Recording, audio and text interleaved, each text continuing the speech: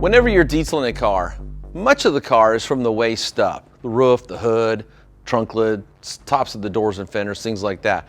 But there's also a great deal of real estate down below.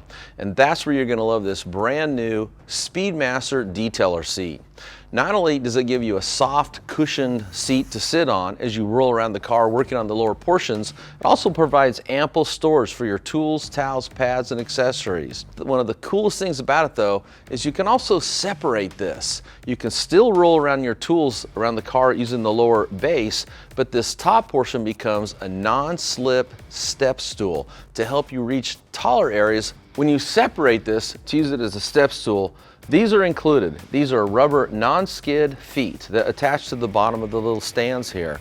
This is going to keep this from sliding out on you, so it's a lot of safety conscious has gone into the thought of this to keep you from getting hurt when you're detailing the car.